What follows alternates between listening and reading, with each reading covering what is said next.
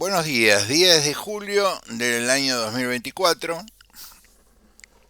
Hoy voy a discurrir por algo que estuve pensando todo el fin de semana, eh, que tiene que ver con la historia.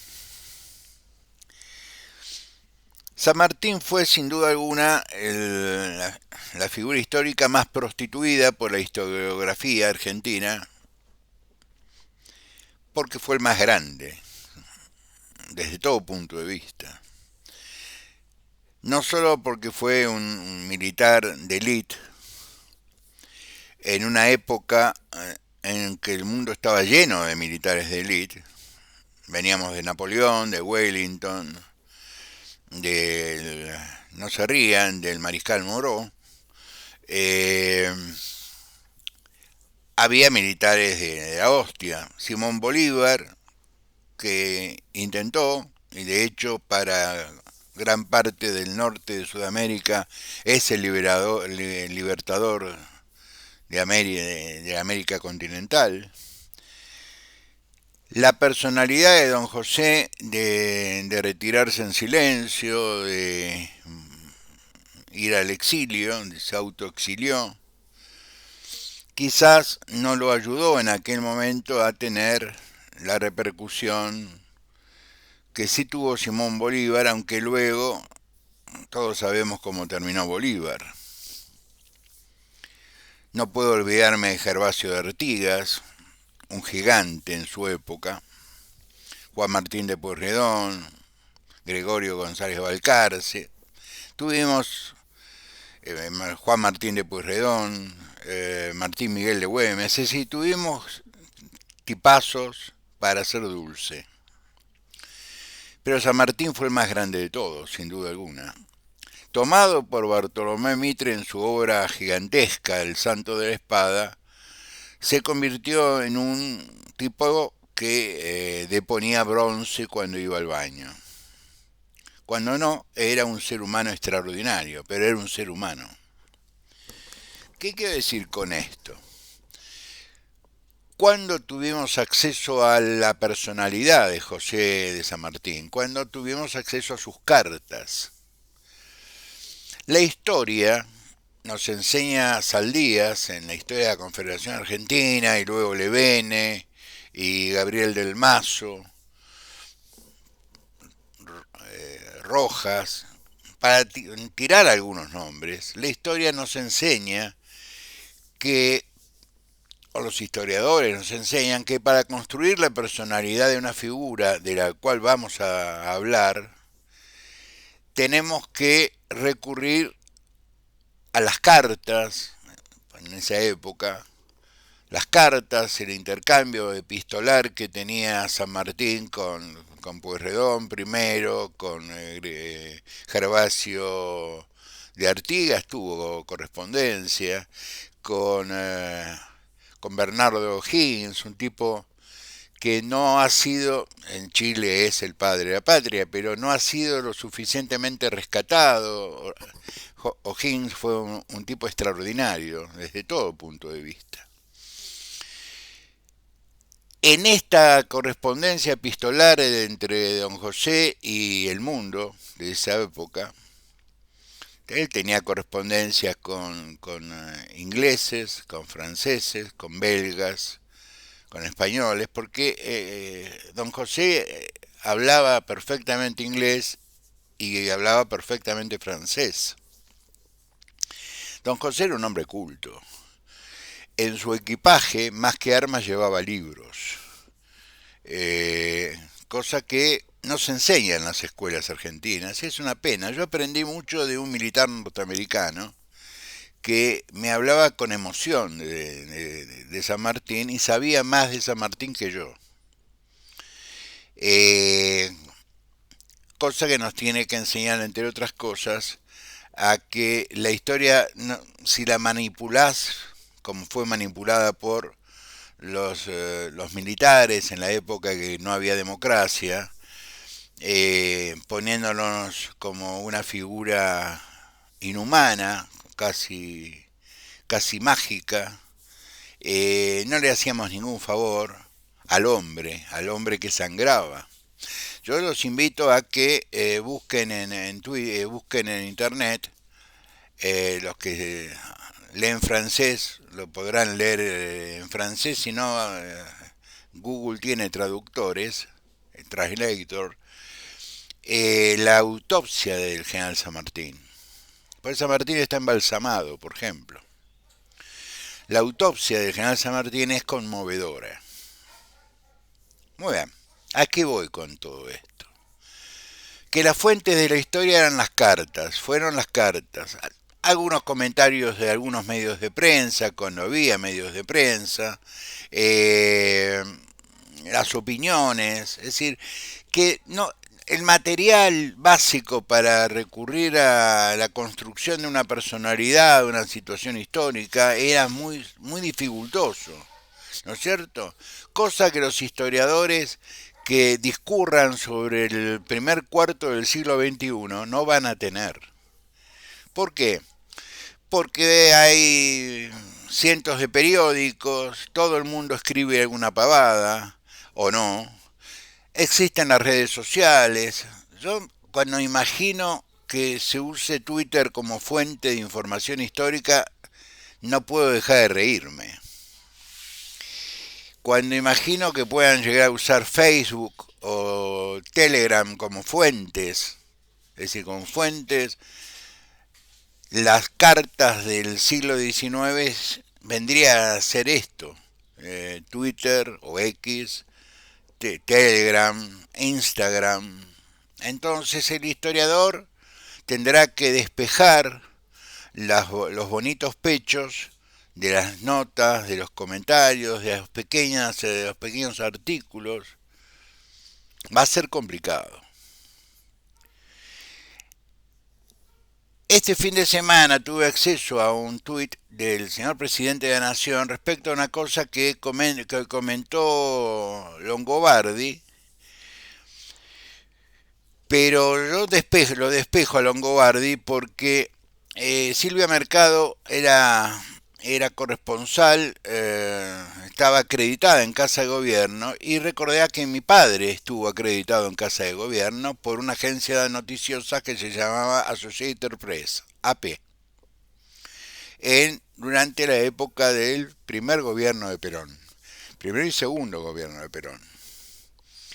Y que yo alguna vez lo conté en una conferencia que hizo Rister, diciendo que habíamos dividido el átomo. Papá se rió y bueno, tuve una discusión con Rister en inglés donde decía que usted le dijo que más o menos era un chanta, Rister. Resultado, a papá no solo lo expulsaron de la Casa de Gobierno, le sacaron, igual que a Silvio Mercado, la credencial para ingresar a la Casa de Gobierno, sino que papá fue secuestrado por lo que era un servicio de información del Estado en aquel momento, y bastante maltratado en lo que hoy es el Ministerio de Justicia, que está ahí en la calle Parera, entre Callao y Ayacucho, a metros de donde vivió Bioy Casares. Entonces era inevitable, frente a la expulsión de Silvia Mercado de la Casa de Gobierno, un gobierno que dice que defiende la libertad de prensa, no hacer esta relación, primero con mi papá, y segundo, cómo va a ver la historia estos episodios dentro de unos años. Ayer, 9 de julio, hubo un desfile militar muy bonito. Yo sé que conmueve a la gente los desfiles militares porque nos retrotrae a nuestra infancia, que independientemente de quién estaba en la Casa de Gobierno, nos gustaba ver los soldaditos, los tanques, los aviones, los infantes, con sus uniformes tradicionales, con el uniforme de combate. A mí en realidad el desfile de ayer no lo vi, yo no veo desfiles militares, eh, me, no me resultan desagradables, simplemente no me interesan, pero ayer sí me alegró por Caro Saralegui, por un montón de personas amigas cuyos hijos quedaron en Malvinas, eh, por esa gente. Yo no hago la relación de Rico, de la Semana Santa, trato de olvidarme que fueron las Fuerzas Armadas quienes rompieron el orden constitucional desde 1930 en adelante. Parece que nadie se acuerda que Perón es el fruto de un golpe militar. Eh, que Arturo Humberto Ilia derrocó un golpe militar de tipos que lo acusaban de lento porque eran y demostraron luego que eran muchísimo más rápidos que Arturo. ¿No es cierto? Así dejaron la economía. El drama argentino no empieza con Alfonsín como algunos intentan. El drama argentino empezó mucho antes. Entonces yo me hice en estos días la fantasía de cómo escribir, qué dirán cuando ya nosotros ya no estemos, qué dirán los historiadores cuando busquen las fuentes y encuentren los comentarios de Twitter, los comentarios del presidente hablando de maltratando al periodismo, diciendo que son todos unos mercenarios, que porque hay que rendirles pleitesía, etcétera, etcétera. Entonces recordé por qué él se las rendía. Él es un producto de un medio televisivo. Es como, salvando las enormes distancias políticas, morales y éticas, como si Arturo Ilia o Raúl Alfonsín hiciera la declaración de que los comités, los movimientos populares, el pensamiento universitario, el debate universitario, no servía para nada. A mí me pareció que la declaración del presidente contra la prensa es tautológico, es contradictorio sobre sí mismo, porque él es un producto televisivo, es un producto periodístico. Entonces, evidentemente, desprecia la incubadora que lo hizo nacer. Pero no es una contradicción en sí mismo, él es así. Entonces, la historia no creo que lo trate de manera diferente. Pero a mí no me interesa cómo lo va a tratar la historia a los dirigentes. Yo me imagino cómo va a tratar la historia a los que sufrimos a esos dirigentes. A todos, sin distinción. Hoy amanecimos con 1 grado en Jujuy, 5 grados en Formosa, 6 grados en Misiones, 4 grados en Tucumán, 2 grados en Córdoba, 1 grado en Paraná, 2 en Santa Fe, 5 en Corrientes, -1 grado en Buenos Aires, en el Gran Buenos Aires. ¿No? Mendoza 3 grados, La Pampa -2, 0 grados en Rawson, -4 grados en Ushuaia, es lógico, y en Río Gallegos -1 grado. Y sí, Banzas, estamos en julio, tiene que hacer frío. Santa Fe nevó, por ejemplo. Es decir, me imagino el campo de Santa Fe blanco. Es decir, imagínense la producción agrícola dentro de unos meses.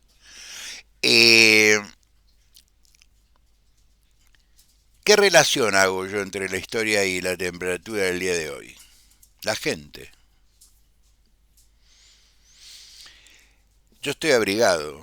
Esta casa está calefaccionada. Si queremos sofisticar el calor, prendemos la chimenea de la parrilla. Yo tengo una parrilla que es parrilla, más una chimenea, más un lugar para poner el disco. Que jugador de rugby no tiene un disco. Eh, pero acá hay gente que se calienta con brasero. Y hay casas que son hechas con bloques de cemento. Y porque conozco el Gran Buenos Aires. Y porque sé cómo vive la gente del Gran Buenos Aires. Permítanme preocuparme por los amigos de la República Argentina que no se ponen una campera de V y salen a jugar con bolitas de nieve o a hacer muñecos. Eh, con las manos cubiertas con guantes y botas protegidas, etcétera, etcétera.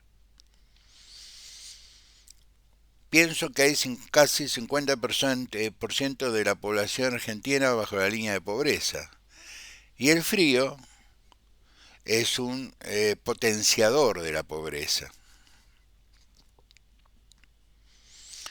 Y recuerdo de que este gobierno, como decía un tuitero, bueno, ayer se me ocurrió poner en duda los números de las encuestas, porque yo tengo encuestas, y no tienen nada que ver con las encuestas que publica Caterberg o Berenstein, y que repite como loro La Nación. Y voy a explicar brevemente por qué tengo encuestas. Las empresas, las grandes empresas, se reúnen y pagan a un estudio de sociólogos que hacen encuestas todos los meses. Y le preguntan a un montón de gente, inclusive tienen pool, grupos de opinión, que tienen representación de distintos sectores, no solo sociales, sino de distintos sectores educativos. Es decir, tratan de tener un panorama lo más amplio y eficaz posible al momento de hacer preguntas y más o menos construir respuestas. ¿Y para qué hacen esto? Y porque dentro de las preguntas toman decisiones de mercadeo, decisiones de inversión, decisiones de publicidad, decisiones. Entonces hay desde empresas automotrices hasta empresas que producen equipos para automóviles, gomas, Pirelli, por ejemplo, es decir, empresas de alimentación, mega empresas de alimentación, como Accor, eh, grandes distribuidores, y ellos hacen una encuesta mensual y entre las preguntas, múltiples preguntas que hacen, preguntan sobre la situación política. Yo lamento decirle que lo de la esperanza nunca existió como un planteo que define nada. Es decir, ¿qué es la esperanza? La esperanza es un sentimiento. Una persona normal tiene esperanzas buenas, es decir, yo siempre recuerdo cuando escucho la palabra esperanza, guardo escondida una esperanza humilde que es toda fortuna de mi corazón, ¿no? Como decía Carlitos Gardel. Y los números de las empresas respecto a esta administración se empezaron a derrumbar en el mes de marzo. Y hay una sensación, hay una percepción por parte de la sociedad que estas encuestas miden, que evidentemente no son las sociedades de las redes o sí, o no son las sociedades de Instagram que están preocupadas por mostrar el pecho izquierdo, o de Telegram que es más amplio, que como es absolutamente anónimo se dice cualquier cosa en Telegram.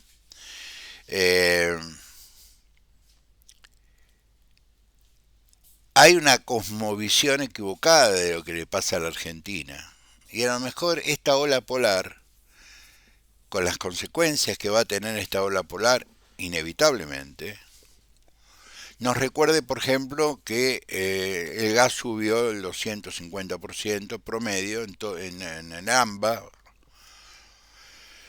que la garrafa social aumentó 140%, esa garrafa que tiene más agua que gas, que se usa para cocinar, no se usa para calefaccionar. En los barrios de la provincia de Buenos Aires, ya sé, es un problema de Axel Kicillof, no es un problema de la Viva la Libertad carajo. No, no. Los hogares del Gran Buenos Aires se calientan con braseros. Y madera siempre hay, porque está la madera de los cajones, la madera de los cartones. El cartón genera mucho calor por poco tiempo, entonces te meten 3, 4 cajones de cartón, calientan la habitación y dura un rato.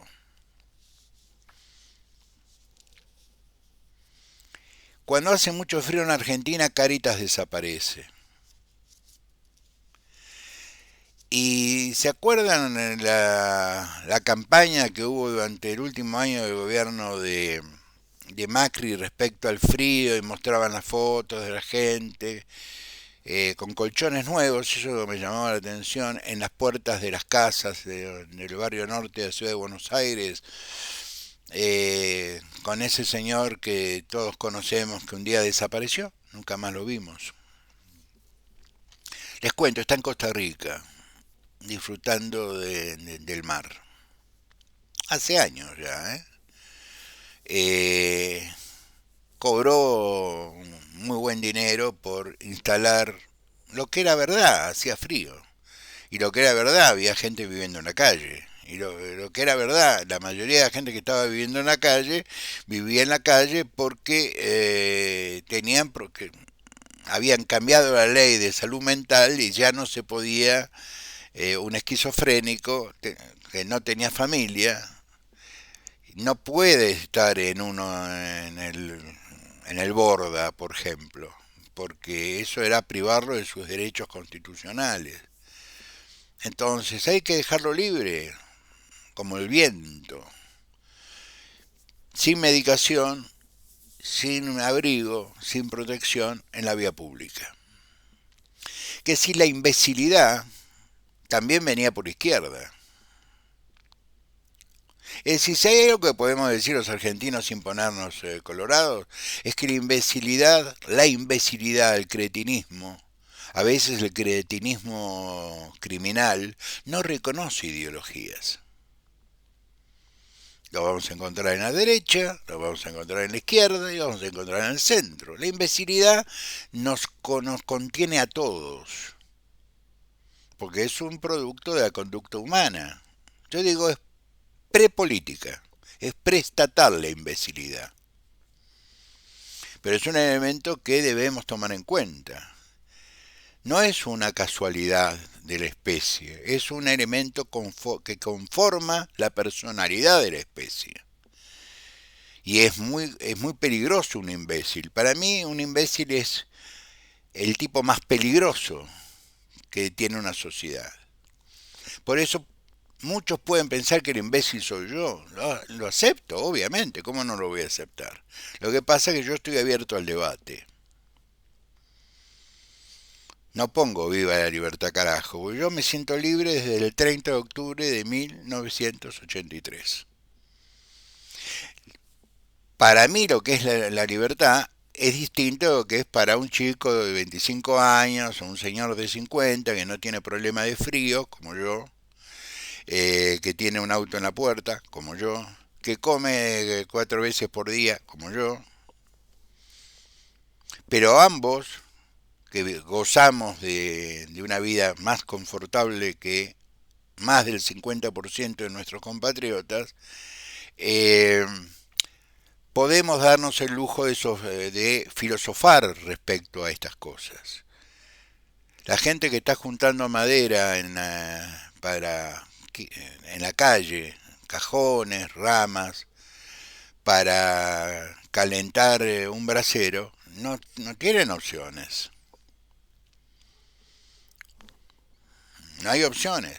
Y esto, muchachos, no es ni religioso, ni político, ni filosófico. Esto es moral, ético.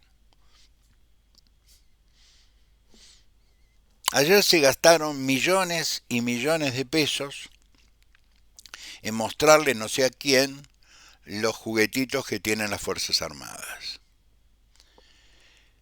por eso arranqué hablando de esto. Yo me alegro mucho, por ejemplo, por el padre de Carlos Saralegui, que fue un héroe en Malvinas, con un avión de 50 años, pelear contra la flota de la OTAN. Me alegro por ellos, pero digo, ¿era necesario?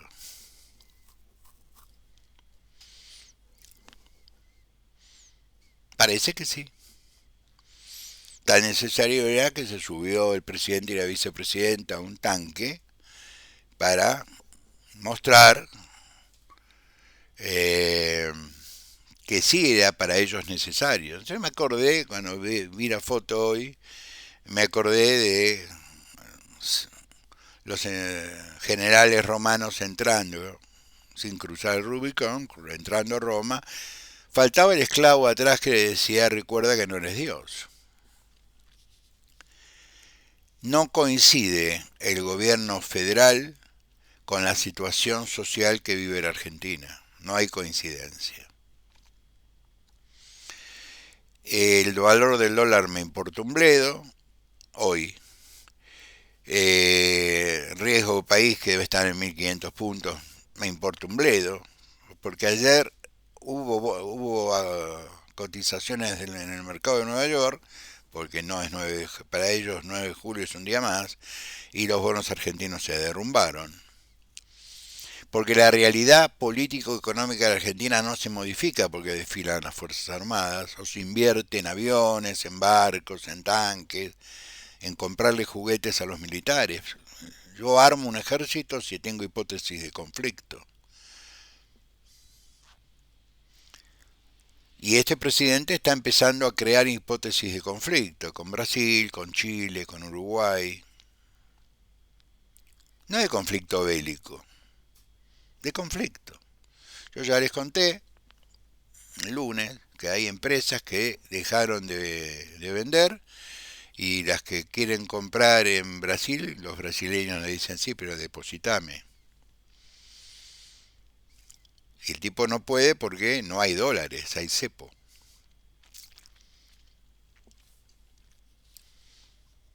Hace frío. Como diría Charlie García, hace frío y me falta un abrigo. Y me pesa el hambre de esperar. Eh, si podemos hacer algo por alguien, hagámoslo. Pero eso es una gota de agua en el mar. Yo no puedo hablar de política, de las consecuencias de la política, del pacto, que es un documento absolutamente intrascendente. Es absolutamente intrascendente. Los gobernadores que fueron, lo único que pretenden es que le pongan la guita que le deben. Entonces, si se tienen que disfrazar de colombinas, se disfrazan de colombinas. El presidente quería esa foto, todos detrás de él, y él con la faja, la banda, ya la tiene. Ahora, yo apuesto a que dentro de 15 días los gobernadores van a decir la plata no llegó, jefe.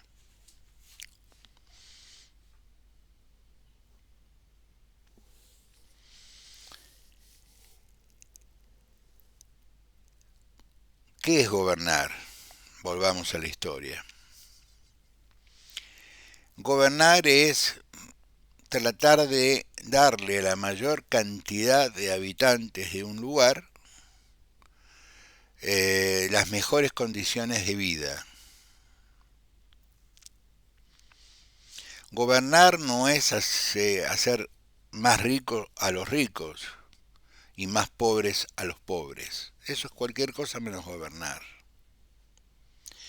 Y yo ya tengo casi, este mes cumplo 70 años, no me vengan con la historia del gobierno anterior, del gobierno anterior, del gobierno anterior. Lo vengo escuchando hace mucho tiempo. Nací en un hogar que se hablaba de política, no se hablaba de fútbol. Se hablaba de filosofía, de historia, de literatura. Me cagaron. Me educaron con música clásica y clásicos.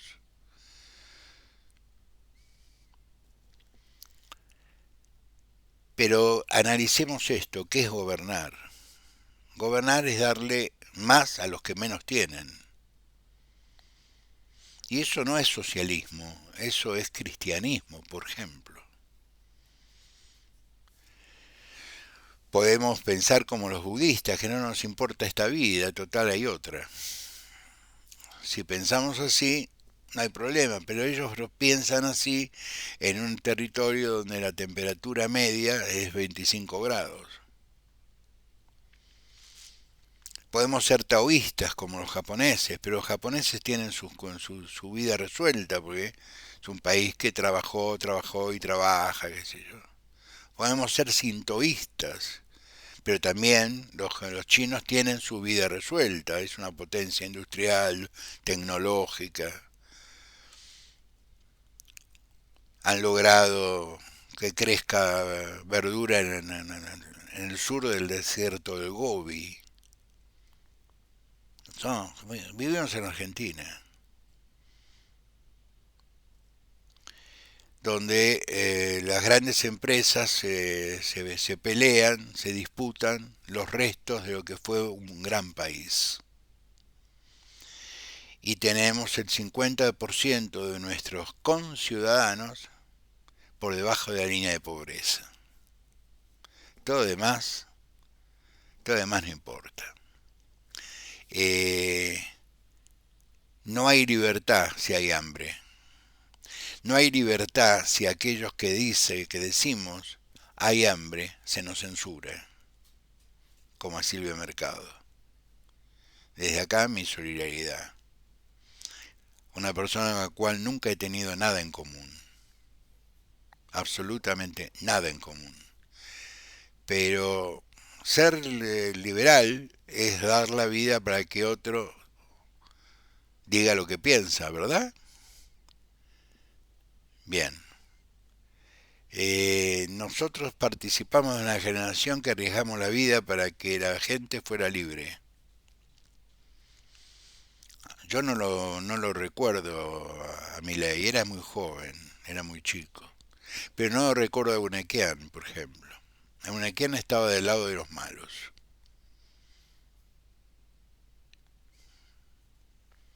Sean buenos, nos vemos el viernes.